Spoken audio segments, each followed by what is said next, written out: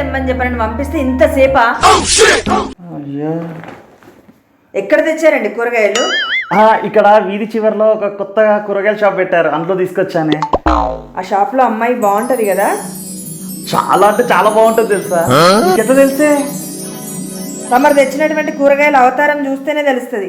ఇదిగో మొత్తం మురిగిపోయినటువంటి క్యారెట్లు, పుచ్చులు ఉన్నటువంటి టమాటా.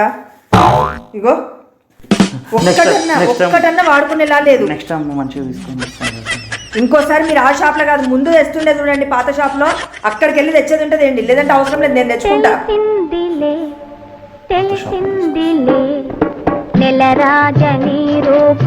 సంధ్య, నువ్వు సోషల్లో ఫుల్ పర్ఫెక్ట్ అంటావు కదా, ఒక చిన్న క్వశ్చన్ అడుగుతాను, ఆన్సర్ చేయి.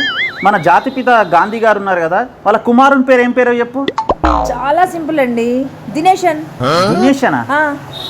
ఆ పేరు నేను ఎప్పుడు వినలేదే. నేను విన్నాను. గాంధీజీని ఫాదర్ ఆఫ్ దినేషన్ అంటారు కదా, అంటే దినేషన్ వాళ్ళ ఫాదర్ అన్నట్టే కదా. ఎందుకు పుడతారో కూడా తెలియదండి మనుషులు. కొంతమంది బేసిక్ సెన్స్ ఉండదు మనుషుల దగ్గర. సంధ్య, నా పాకెట్లో 1000 రూపాయలు ఉంటాయి, కనిపిస్తలేవు, నువ్వేమైనా తీసినావా? అంటే అది దొంగతనం చేసినావు కదా. చూడు సంధ్య, దొంగతనం చేసినప్పుడు నీకు అంతరాత్మ చెప్పలేదా ఇది తప్పు అని? ఎందుకు చెప్పలేదండి, చెప్పింది. కాకపోతే మీరే కదా చెప్పుడు మాటలు అస్సలు వినొద్దు అని చెప్పారు, అందుకే. అయిందా? బాగైందా? ప్రతిదానికి ఓవర్ ఎక్స్ప్రెషన్. మా అమ్మ వాళ్ళ ఇంటికి వెళ్ళేసి వస్తున్నాం కదా, అసలు ఎంత హ్యాపీగా గడిచిపోయింది కదా. అవునండి, మీరు వయసులో ఇంత చిన్న వాళ్ళు అయినా, మా అమ్మ నాన్న మీకన్నా వయసులో పెద్దవాళ్ళు అయినా కూడా, మా అమ్మ నాన్న కూడా మిమ్మల్ని అల్లుడు గారు అని ఎంత మర్యాదపూర్వకంగా పిలుస్తారు కదా. ఓ అదా, ఇది మన భారతదేశంలో ఉన్న సంస్కృతే కదబ్బా. ఒక మనిషి తన నిండు జీవితాన్ని త్యాగం చేసినప్పుడు అలాంటి గౌరవం ఇవ్వడం మన సంస్కృతి. అది ఎన్నో ఏళ్ల నుండి వస్తున్న ఆచారం. అంత త్యాగం చేసిన వాళ్ళకి అంత మాత్రం గౌరవం ఇవ్వరా? ఏం చెప్పావురా?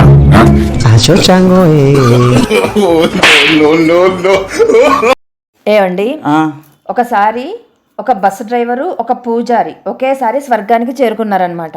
అయితే అక్కడ బస్సు డ్రైవర్నేమో పట్టు వస్త్రాలతోటి, పూజారినేమో నూలు వస్త్రాలతోటి సత్కరించారు.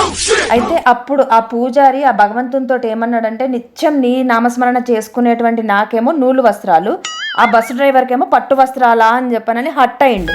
ఎందుకు చెప్పండి? అంటే భగవంతుడు అలా ఎందుకు చేశాడనా? ఏం లేదబ్బా, ఇప్పుడు ఈ పంతులు ఉన్నాడు కదా, రోజు తన ప్రవచనాలు చెప్తూ ఉండేవాడు, కానీ పబ్లిక్ ఆవలింతలు తీసుకుంటూ నిద్రపోయేవాడు. కానీ ఈ డ్రైవర్ ఉన్నాడు కదా, చాలా హార్ష్ డ్రైవింగ్ అన్నట్టు అతను బస్సు డ్రైవ్ చేసేటప్పుడు ఈ పబ్లిక్ ఎవరైతే ఉన్నారో వాళ్ళందరూ అరచేతిలో ప్రాణాలు పెట్టుకొని భగవంతుని నామస్మరణ చేసేవాళ్ళు అన్నట్టు. అందుకని భగవంతునికి అది బాగా నచ్చి ఇలా ఈ డ్రైవర్ని అలా సత్కరించాడు అన్నట్టు. అర్థమైందా? Doubt clarified? ఏం చెప్పావురా? ప్లీజ్ సబ్స్క్రైబ్ చేసుకోండి.